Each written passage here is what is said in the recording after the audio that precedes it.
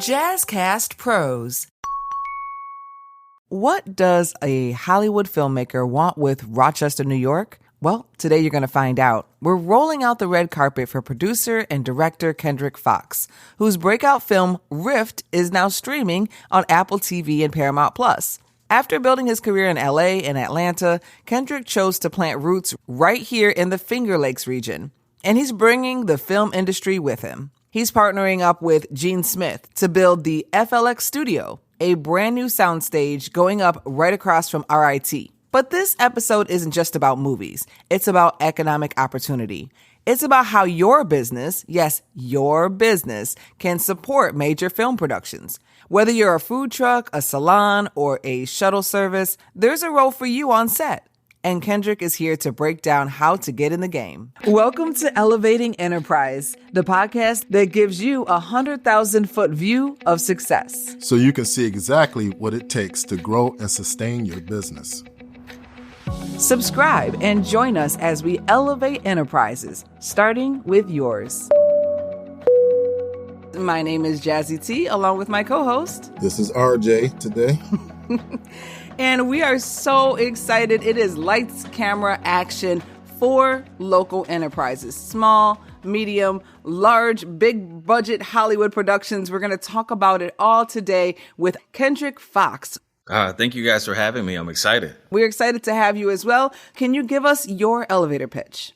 Wow. Well, I'm Kendrick Foxx. I'm a producer, entrepreneur here as well. I am going to be working in partnership with FLX Studio, the new studio that's being built here. I am the president of entertainment over there. So we're excited about what we're bringing here to the Finger Lakes region.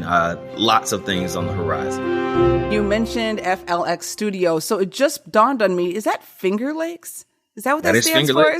Stands for, yeah. Okay. FLX Studio. And so tell us a little bit, first of all, on your journey to Rochester, because if I understand correctly, you've only been here a few years. So what led you here and where did you come from?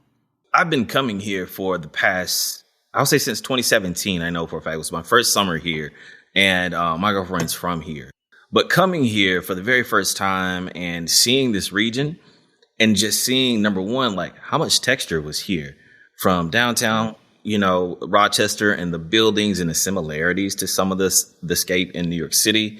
And then just seeing like how close everything was in proximity, from driving to apple orchards to driving to the wine vineyards in Keuka and driving down to the different falls at Letchworth Park. And so I'm seeing all of this rich terrain and these diverse locations. And I'm like, man, this is like cinematic gold up here.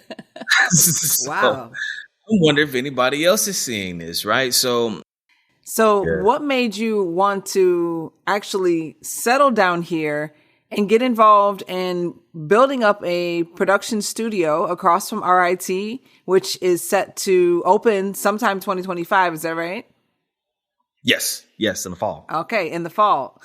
Yeah, so I was not supposed to stay here. Just like the pandemic, we were forced into a situation because of the writer strike and actor strike. So nothing was going on in 2023. Nothing. We couldn't negotiate, couldn't do anything. So everybody's at home again, waiting on an opportunity. So I'm here. And the longer I stayed here, the more it made sense to stay here. There's so much peace that I was feeling internally by being here. Like I was kind of away from the noise of the big city and all of that stuff. And I was able to be creative. So start writing again, same thing, wrote a treatment. It worked perfectly for this area because it was inspired by something that happened in upstate New York, in Cato specifically. And that was a project that ended up getting financing behind it, and it made sense. So once I knew that project was going to go with a green light, I immediately reached out to the local film commission here and said, hey, I'm a producer, just moved up from Atlanta. What do you got? What can you help me with, basically? And so she just kind of ran down a list of different things. And so we had multiple conversations, and I eventually sat across the table with them in their downtown office and kind of laid out what the vision was and what I wanted to do. And they saw it immediately. And then that led me to get introduced to other people. Eventually, I got introduced to Gene Smith, who was, he's like, hey, I think I want to build a studio here, because he had already done a proof of concept on, I think he was on Anderson Street. He had done a proof of concept where he had a smaller studio and that was doing okay. And he had other filmmakers there, or other creatives rather there. And he had that concept and it was working. And so when I spoke with him at one of the locations that he was considering, he and I just kind of clicked, and I saw his vision immediately.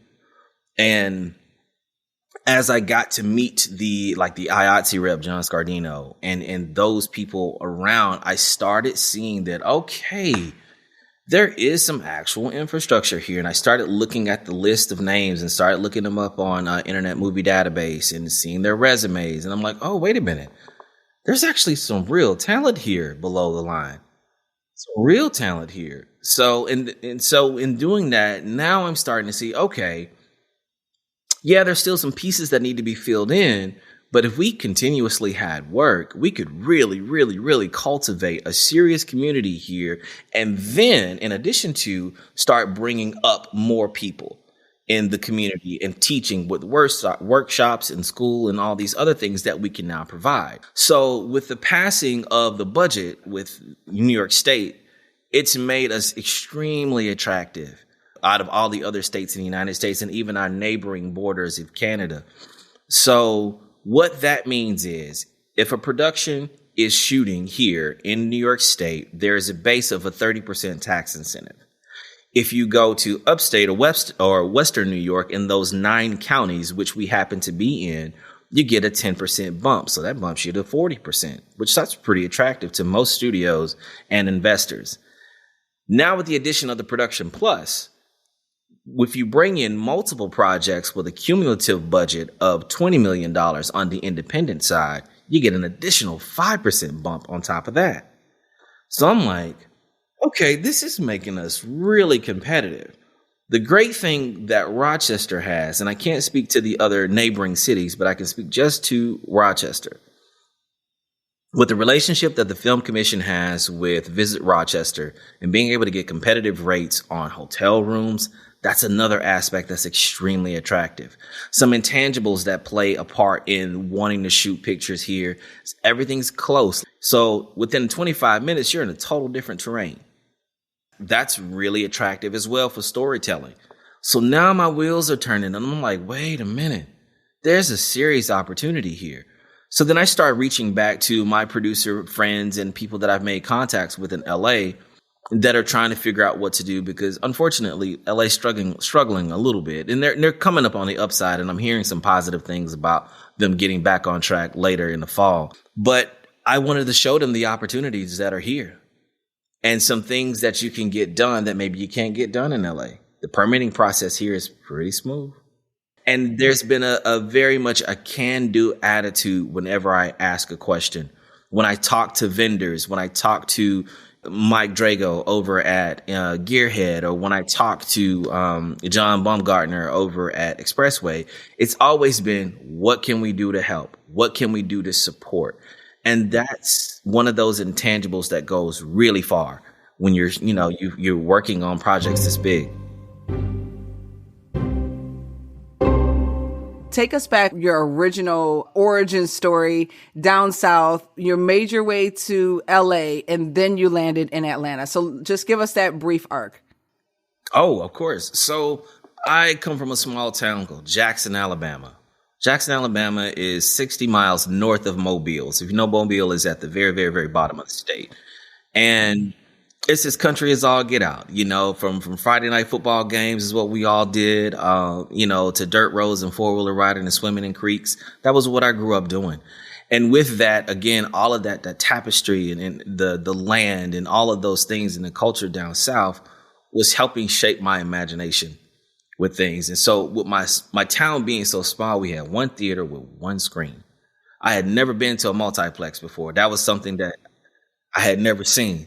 So on Friday nights, it was the 7 o'clock showing and the 9 o'clock showing, right? And it would be lines down the sidewalk, and all of my friends and, some of us, I started going to the theaters young. So you get dropped off by your parents to see a film, and it was just a blast and so much fun. And I always felt the connection to what I was seeing on screen, whether it was Honey, I Shrunk the Kids or Rookie of the Year or The Little Rascals or whatever I was watching.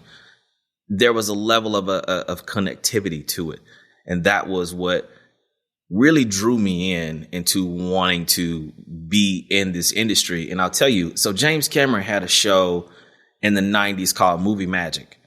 And it was where he was executive producer of the show, and he would have these different films from Independence Day to Cliffhanger to Terminator. And he would show you the behind the scenes, from the stunts to the, everything, the props and how they created these worlds. And I was just fascinated by it.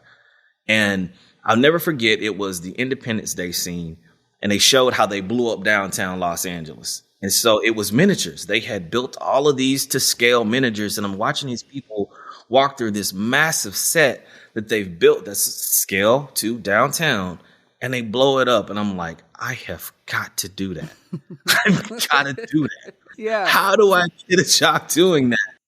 The interesting thing about region, right? Your environment, they say you're a product of your environment. Sometimes your environment doesn't have the exposure that other environments has. And because there wasn't the exposure of making motion pictures in the South, you were pushed to, to STEM, which is fantastic, right? Be an engineer, a doctor, whatever, all those things, right? And so I pursued engineering, but I always wanted film. And I'll never forget junior year of college, and I was home for Thanksgiving, and I was going to the University of Southern Mississippi. And I come from a blended family. It was myself, my half sister, and then my stepsister. And so that's a lot going on in a household. But I'll never forget, it was Thanksgiving. This was back when you had to go out and rent movies.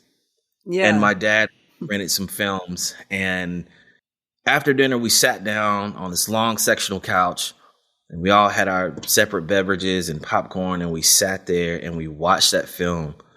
And I'll never forget the feeling of being connected as a family. So all of our complexities, all of the things that we had dealt with or whatever disagreements, all that stuff for 90 minutes didn't matter. We were connected as a family for 90 minutes. And it was that moment, to myself, I said, no matter what, I have to do this.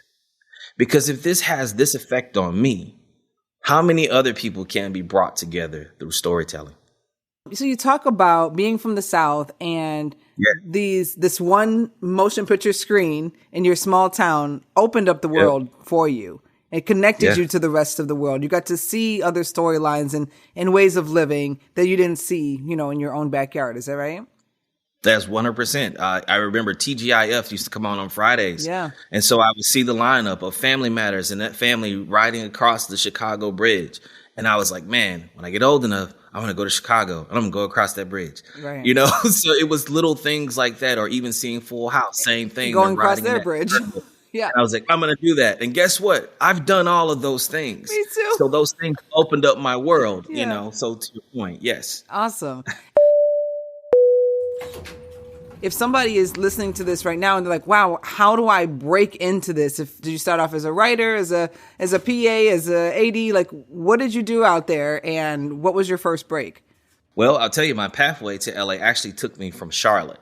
Okay. So I moved from Mississippi to Charlotte, and that was where I started with film and entertainment. So I started out as a model. I had no idea, right? No path. So the only person that I knew that had done it was Shamar Moore, who was at the University of Alabama at the time. He started out as a model, and then boom, next thing you know, he's on a soap opera. He's out in LA. I'm like, okay, that's the yeah. So started out as a model, started working back and forth to New York City, got signed with an agency, and then I started working with other models. And I'll never forget, it was a Pepsi Smash show that we were doing in Brooklyn.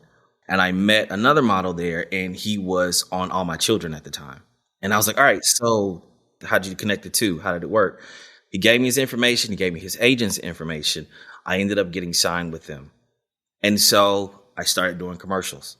And so from there, that was the path. I always knew I was trying to get behind the camera, but this is the only path, right? I'm trying to piece it together the best way I can because nobody's really telling me. But that was how I got started. And then from there, after the whole 2008 and 2009 kind of financial crash and everything, I ended up moving out to LA. And then in LA, I had an agent, but it was still like, you got to figure it out on your own out there. They say, go to acting classes, go do this, go sign up for central casting, get you some more set experience. And I did all of that. And I got set experience, and it was great because I got to see these shows that had been around for a long time. And I got to see how things worked. And it was amazing because as huge as Los Angeles is, it's small. And I remember my first night there, and I was on the 101. I had gotten an apartment in Studio City. I was on the 101, and that was the most amount of traffic I had ever been in my life. Were you? Oh yeah, right there near the 405 too. Yeah. I was like, well, bro, you got to figure this out, and you got to figure it out in a hurry. And you got to figure out the back roads. Right. Yeah. And that's what I did. Yeah. Figured out all the back roads. Mm-hmm. So getting that set experience. And then I realized you start seeing the same crew over and over and over and over again, and you get connected with the first ADs, and then they start bringing you with them everywhere they go. And then you start realizing it's networking, and everybody's working on their own thing, and they may be working background, but they also direct, and then they've got their short films they've done. And then next thing you know, you see this person directing a series that was just over here. So it was crazy to see how fast you can be catapulted, as long as you're doing the work and being prepared. They say luck is where preparation meets opportunity. So that was the thing that I saw, is like, if you dive into this and you give it everything you got and learn and be open to learning as much as you can, then there's no limit. I feel there's no limit to what you can accomplish. I think that would help distinguish you from the average, because we know the ecosystem out there in LA, it's like a fuel cell.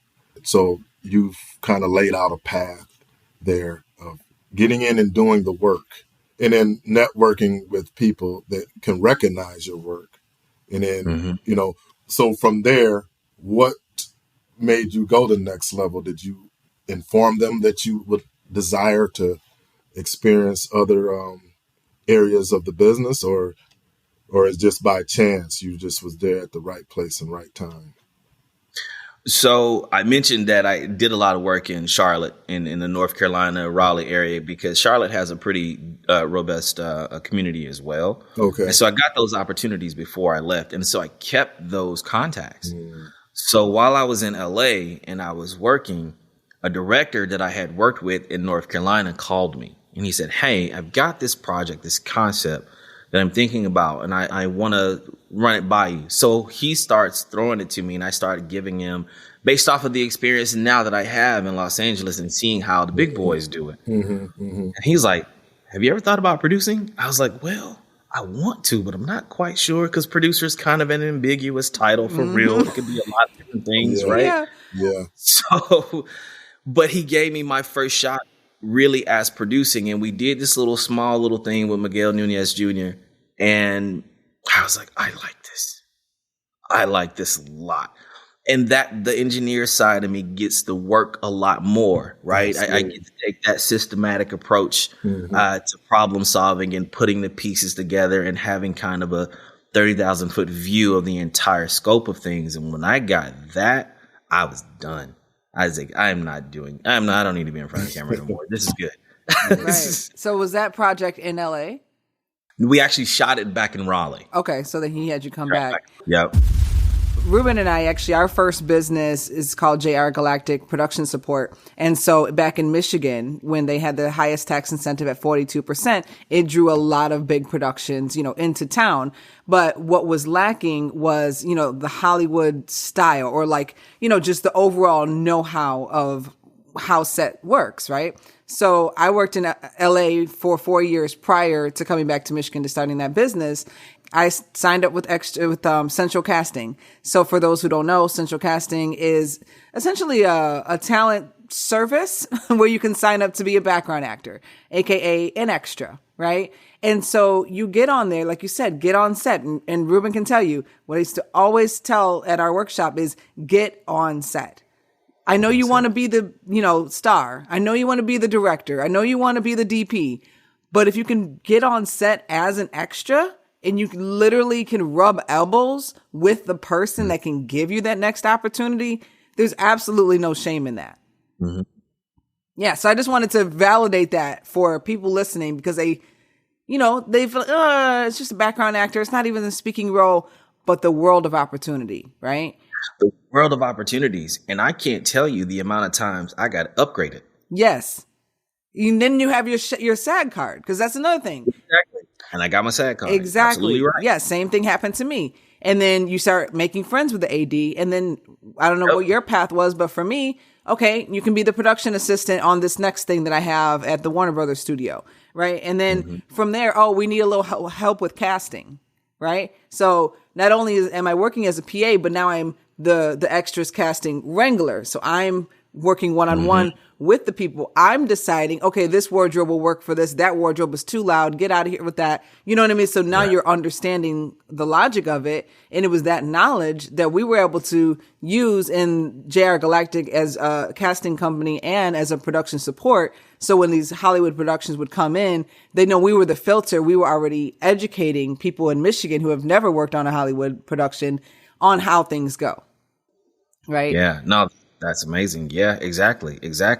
And you don't realize how important that is until you leave LA and you're in other markets where that may not be the standard.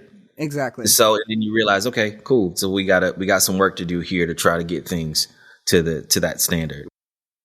I want to get us into Rochester as quickly as possible. So you are back in Raleigh. You do that first project. How do you end up in Atlanta and producing this film that was mentioned in Variety?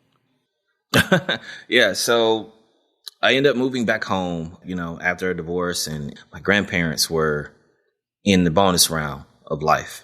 And so, these are the people that raised me. They were my mom and dad. And so I was able to come back home in Alabama, regroup for a little bit. But then I knew this is when everything was starting to happen with Atlanta. And so after they transitioned on, I moved to Atlanta, and from there was trying to find my footing as a producer, which is a little different than, if you're a below the line. And that was something that I didn't necessarily know until I got there. So all this work was being generated out of LA, and it was coming to shoot in Atlanta. And it was great because the crews were working, man. I mean, it was stuff everywhere, right? The studios are full, trucks and everything. But as an above the line, it was harder to find work. And so with that, I had to start creating my own, lane. But before you go further, could you explain above the line versus below the line work?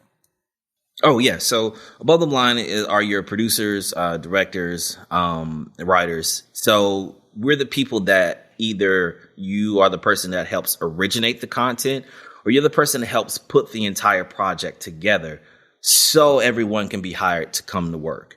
And what that is a combination of, attaching talent, bringing in financing, possibly securing distribution beforehand, all of those things that are needed to make sure that you can get this product ready to be shot and then delivered.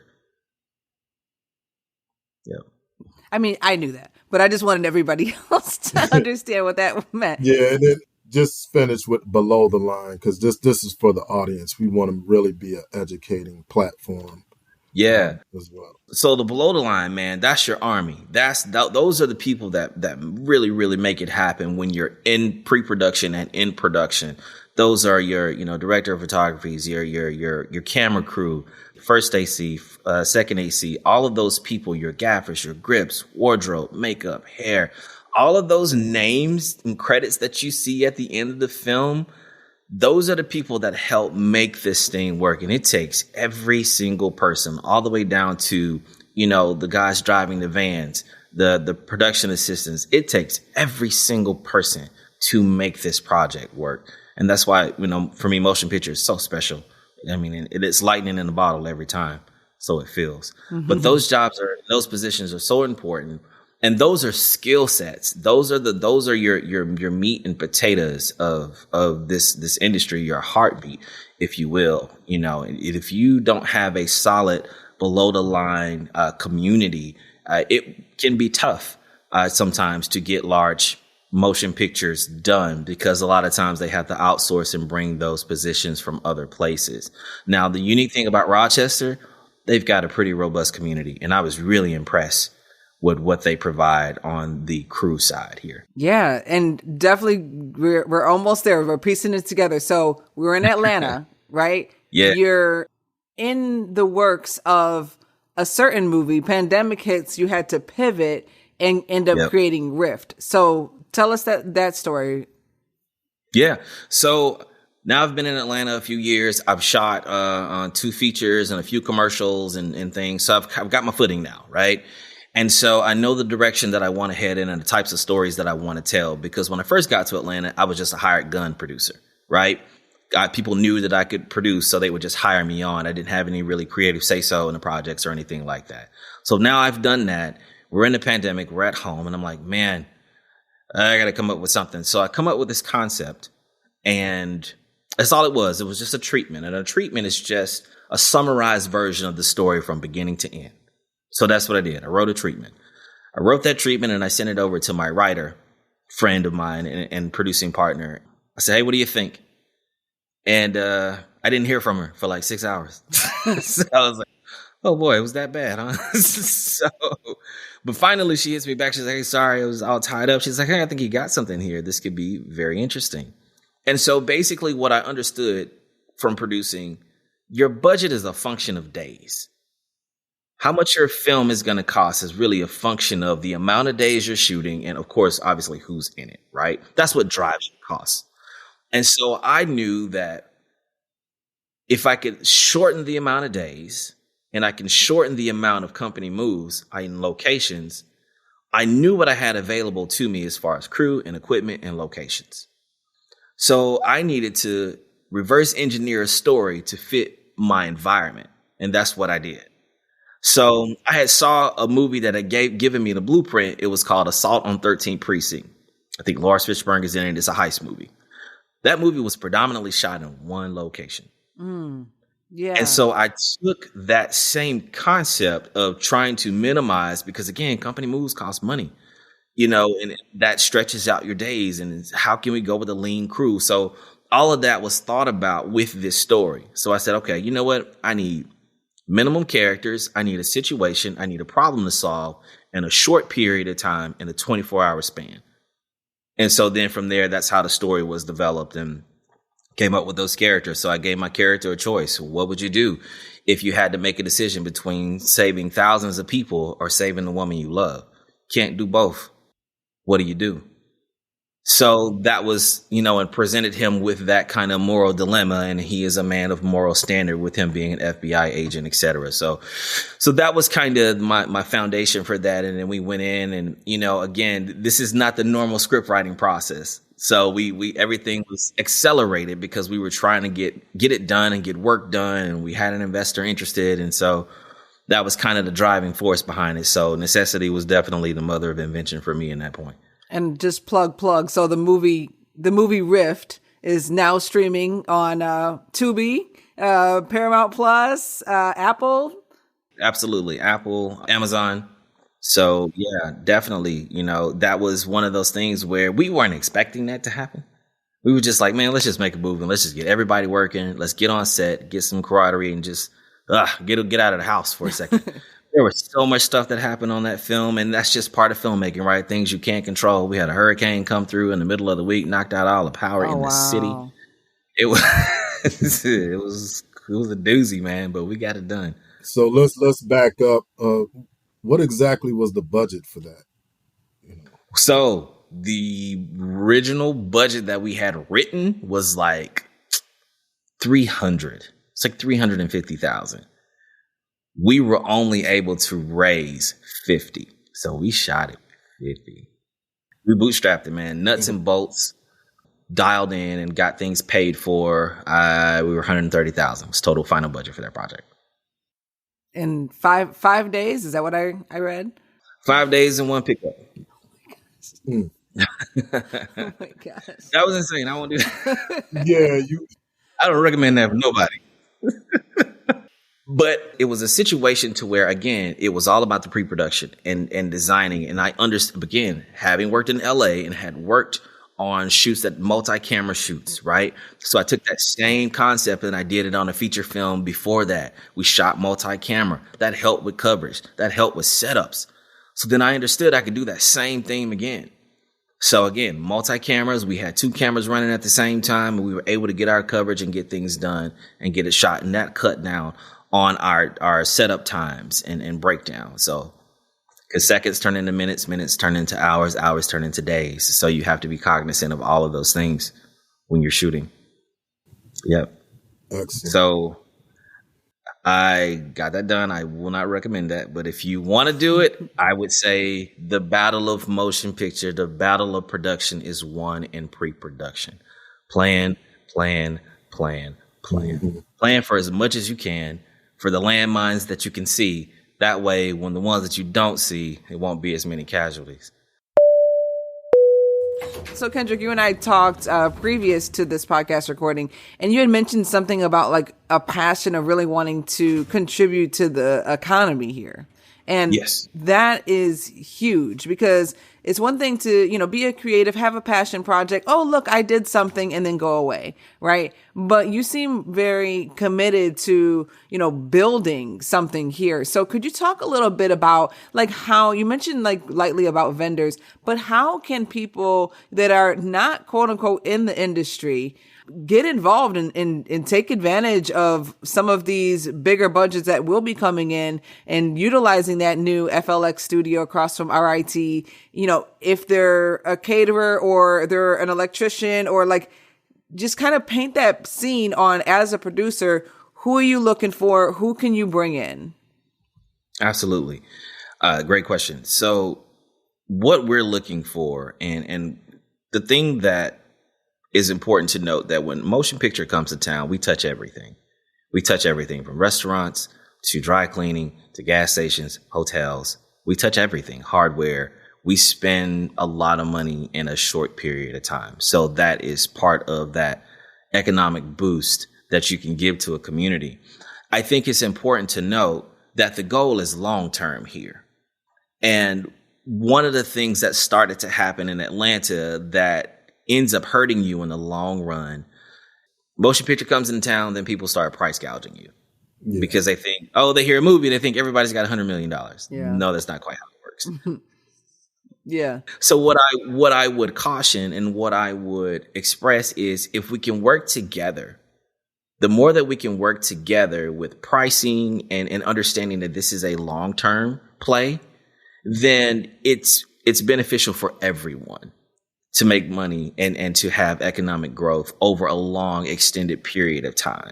And that's what my goal is. So when it's people that own, for instance, Airbnbs, when we have big time talent that we want to bring in and they're going to be here for 30, days or so, and making them comfortable, then let's work together to come out with a mutually beneficial situation for both the owner of that property and the film production.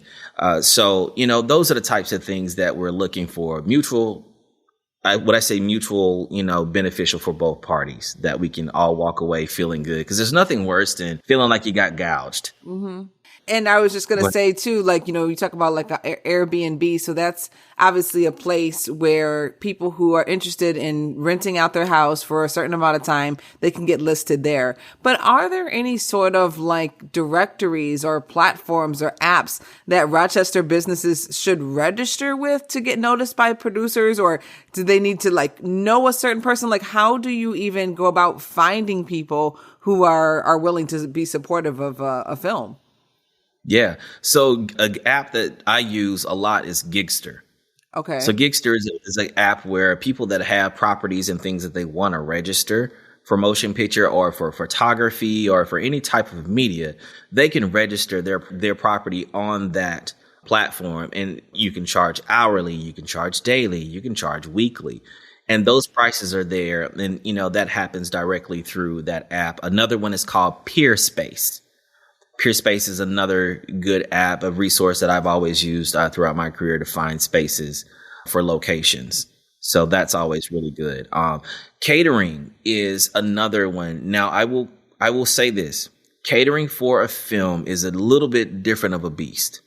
It can be challenging sometimes scheduling with a project can be a little bit of a moving target, right? If something's weather dependent, or if an actor gets sick, or if something happens beyond the production's control, they have to pivot and pivot on a dime, which you would need a caterer that's used to pivoting really quickly and being able to provide meals at a large scale multiple times a day, whether it be lunch and dinner, or, breakfast and lunch, or et cetera.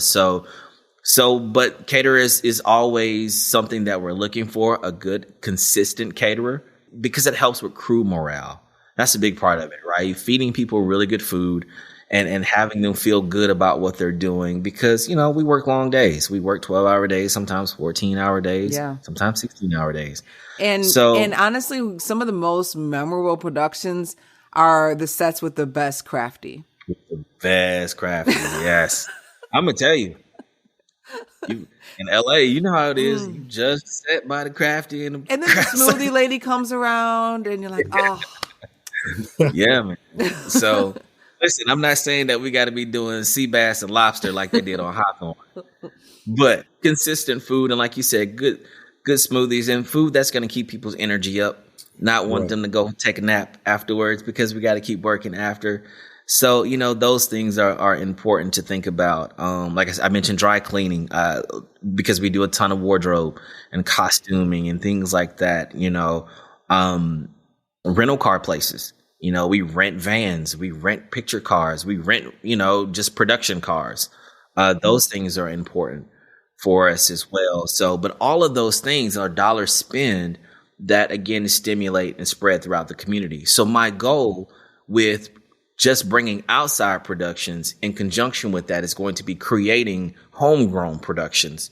And that way, when that project goes off and we've shot it and it was originated here in Rochester or in the Finger Lakes, and that writer was from here and the producing team is from here, when that project goes off to box office or when it goes off to streaming, that revenue then comes back to the region as well. Right. So that is the more important aspect of, us creating the intellectual property here. That is the second phase of my 3-phase process of what I'm working with right now. And FLX has been on board and been very supportive in what I wanted to do. And I feel like our visions have aligned very well in what we see the potential for this community, cultivating new talent in this community as well. So, one man, one camera, one mission. So I guess I'll just jump in and ask, as far as like cultivating and actually homegrown projects, is there something that you're crewing up to film here in the Finger Lakes region? Yes, absolutely. So I actually have quite a decent slate of projects coming to the Finger Lakes. 2 are holiday projects. Okay. Should be shooting around the early part of 2026. Okay. So you'll start to see us moving into pre-production in a perfect world, depending on how casting goes, hopefully around Thanksgiving, and then all of December, and then ready to roll cameras in January. At least that's been a discussion right now for those projects. But 2026 looks very, very, very bright for motion picture on my end. If I'm like right now, there's a discussion for some projects and they have their own budget. If I brought that to you, is how would we interact and to possibly working with you in the studio to rent out the studio? Or Oh, that's perfect. So if they're already financed, what they can do is we can set up a meeting with myself and Gene Smith, and then we can work out a schedule. And then we need to know how many days, they want to shoot, et cetera. If they're building, how many days they need for build, pre-production, just understanding the scope of the project. Mm-hmm. Obviously, in order to qualify for the New York tax incentive, you have to shoot on a qualified facility or qualified stage, and FLX is a qualified stage. So that will definitely help them get the qualifying for the tax incentives.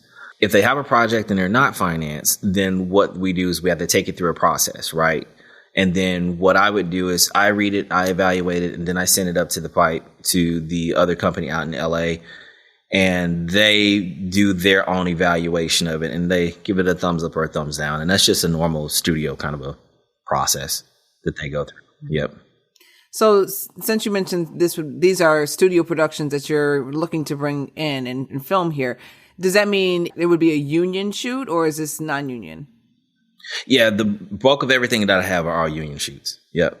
Both acting and crew. Right. Okay. So in that respect, I mean, we all know that sometimes you need to bring in, some named talent, but as far as like, some supporting cast, is there any opportunities for local actors to audition? 100%. Yes. So I'll give you an example. The first one that we're looking at shooting at the top of the year, the 1, 2, 3, and 4 on the call sheet will come from LA, and then we'll probably fill in the pieces regionally from there. There are lots of opportunities in our scripts to again, to promote local talent. And that was another thing that I was impressed with, was the amount of local actors that are really good. I didn't realize there was such a theater community here. Mm-hmm. I was really impressed with that. The music side of things were composed, and now I'm talking about post, but yeah, I'm super excited about everything that's coming forward and being able to utilize the talent right here in the city. Right. There are so many ways to get involved, even if you're just a musician and you want to get involved in score, And so I'm really excited to hear more about, like workshops and just like other ways that we can bring people in and kind of just like educate them on this emerging industry that's happening right here in our backyard. Mm-hmm. I'll tell you too, and now that you brought up score and even soundtrack, that's something that I'm looking to get more back into on the post side of things, right? We've kind of gotten away from having, beautiful soundtracks in films. Oh, and it makes such a difference. You mentioned James Cameron. I mean, he got me with that. The music. Yeah, well, even, Waiting to Exhale.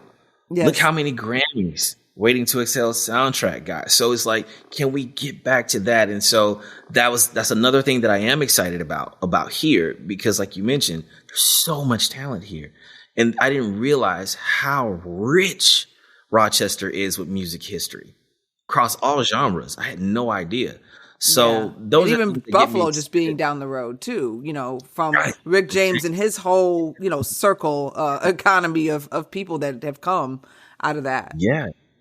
So like I said, I feel like the future is really bright here. Like I mentioned to you before, I feel like the ground is fertile here in the Finger Lakes and in Rochester for so much creativity. And I feel like that's a big part of things being able to blossom. I think that the ground has to be tilled and ready to go. And it absolutely is that here. So I'm just hoping, and my prayer is, being a part of that economic growth, being a part of the growth in this region. Yeah. And by the way, we did review your movie Rift, and that's one thing I was, given that you said it was on a shoestring, I was kind of impressed with the music part of the score, because usually that's lacking in the independent, smaller films. Right. But now that I get that you paid a little attention to that. No, I appreciate that. Yeah. And, Rift was one of those projects where it was more about trying to bring the filmmakers together and do something. Not my best work by far, but I'm grateful that you guys wanted to talk to me. Yeah, no, absolutely. No, thank you. I will say just my one little thing about Rift at the end, I wanted the cop to run him over. Like I thought he was going to come and like run him off the road. Like I was. There's a part 2. Okay, that's what I'm saying. You must have been setting us up for a part 2, because you can't just let him walk away again. Yeah, I know. There's a part 2 that the treatment is written for it. Much bigger, much bigger. Okay. Now that we've got things done and was set in Puerto Rico. So. Oh, nice. It's a very interesting thing where it's 5 years later. So maybe there's a kid involved now. There's a kid. Okay. They want to have a kid at the end, and she's pregnant. Right. Oh, yeah. Right. So now it's 4 years old. Yeah. Yeah. And it's his birthday. Yeah. So someone pays for the bill again. Oh, geez. You got to look over your shoulder. No, I will pay for my own dinner. Don't need no help. Yeah. Oh my gosh. That's amazing. So I'm excited for that as well. Okay. So Kendrick Foxx, this will not be the last time that we speak. We will definitely, check in with you on Elevating Enterprise and just make sure that people can get involved who want to, who are talented, who are committed to the same thing as you as far as like bringing together talent and boosting the economy. Thank you. Thank you. Thank you guys for having me. This has been great. I look forward to chatting again. Absolutely. Appreciate it. For sure. That was filmmaker and FLX president of entertainment, Kendrick Foxx, giving us the blueprint on how to turn creative hustle into community growth. So whether you're a caterer, a boutique hotel, a rental company, or just curious on how to work behind the scenes, there's a space for you in Rochester's growing film industry.